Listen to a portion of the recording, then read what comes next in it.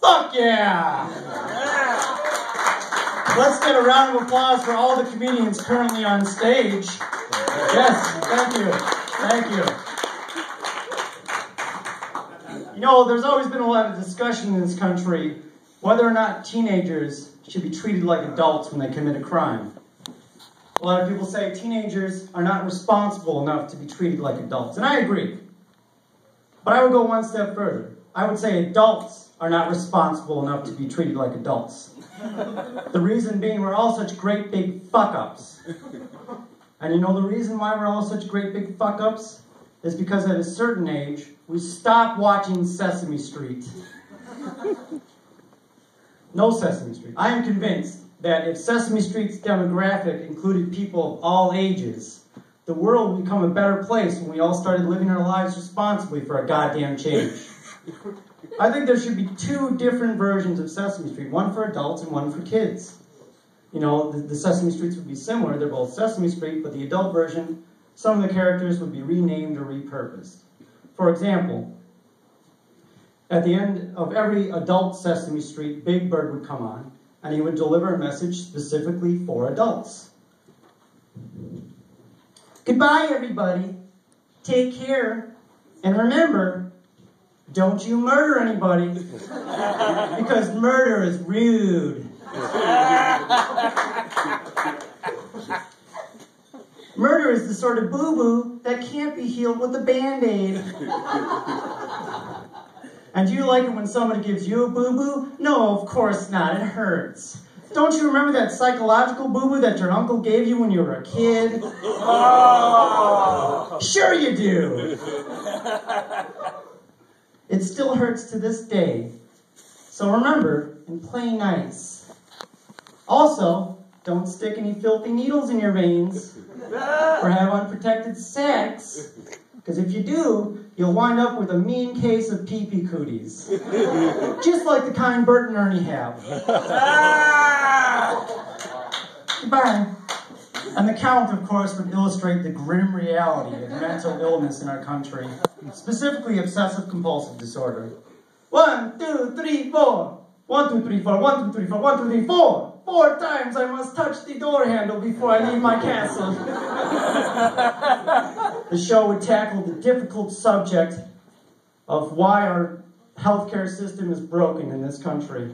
When we see an uninsured Grover pass away after suffering a massive sesame stroke. Tragic. If only Snuffleupacar had passed a little bit sooner, perhaps he would still be with us. Oscar the Grouch would be renamed Oscar, the guy who lives in a trash can because his home was recently foreclosed upon. But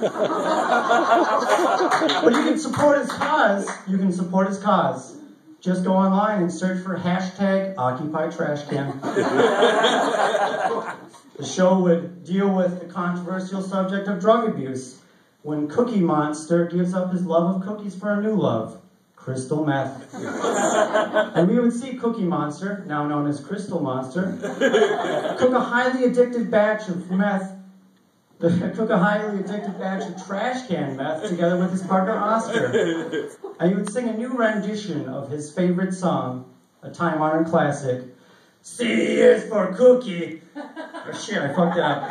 C is for crank bugs. They're crawling over me.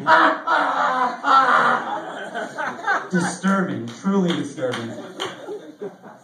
Last but not least, the show would teach us why it's so important to develop self-respect when we're shown a grown-up, self-hating Elmo who is emotionally broken from a lifetime of responding to constant sexual harassment and abuse with only good-natured giggling. That tickles, but Elmo's still dead inside. Thank you.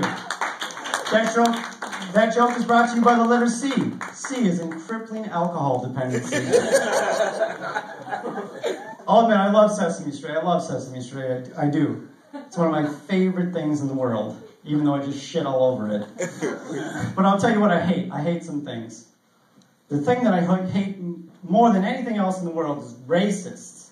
Fuck racists. No one likes racists. Fuck them. And the reason I hate racists is because they're fucking racist. But also because they're dumb as shit. They don't know anything about anything. And they certainly don't know anything about the cultures, the many cultures that they despise. But I will give racists this one thing. At least they can keep their hate straight. What I mean is they can maintain the horrible things that come out of their filthy hate holes. Can't you imagine how much worse it would be if racists were confused all the time? They couldn't keep their hate straight, they're just confused. I've seen how that would be. I've seen it. Hey, faggot! Go back to your country! We're building a rainbow wall so high, you and your little amigos ain't gonna be able to sneak into our country from Caste no more. That's right, you heard me, you fucking redskin. I've had it up to here with your ching-chong China talk.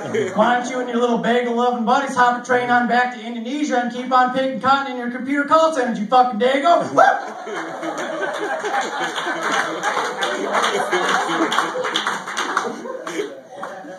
Is that guy talking to me? Is he talking to us? Hi, sir, how are you today? Are you talking to us? I'm not going to finish all this Danish. Do you want some Danish, sir? Well, I guess so. I don't normally eat Mexican food, though. It's all cooked by a bunch of dirty fucking Asians. I think racists would do well to adopt... They would do well to educate themselves. They would do well to adopt educated racism. Perhaps if they adopted educated racism, they wouldn't be so universally hated. And I've seen how this would go too. I've envisioned it. Every year, the KKK would leave 8 burning crosses on a Jewish person's lawn, one for every night of Hanukkah. And they would even keep a separate 9th burning cross on a different lawn that they would use to light all the others, as is Jewish tradition. And on the last night of Hanukkah, a lone Klansman would stand at the edge of the lawn. Hey, bagel snorter. Happy Hanukkah. Tired of you being in our town, boy? Why don't you take your little celebration of the rededication of the Holy Temple in Jerusalem at the time of the Maccabean revolt against the Seleucid Empire in 166 BCE and go somewhere else too, boy!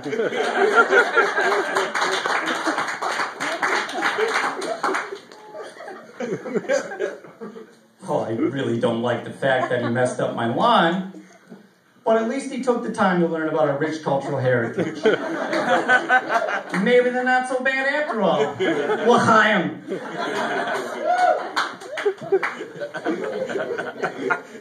I'll tell one more joke and then I'll fuck off. I just want to talk about my favorite show a little bit. My favorite show, of course, the Runway Success. Runaway Success. Project Runway. Project Runway is my favorite show. Yeah, we love that show. We love that show, don't we? Yeah, great show. Yeah. And I'll tell you the reason why I like it. It's not for the fashion. I don't give a shit about that. Don't give a shit. I don't care about the drama. I don't care about the relationships between the designers. Fuck them. I don't care. The reason I like the show is very simple. I just really like to watch gay people cry. Silly fucking queers. All right. Thank you guys. My name is Aidan Raidy.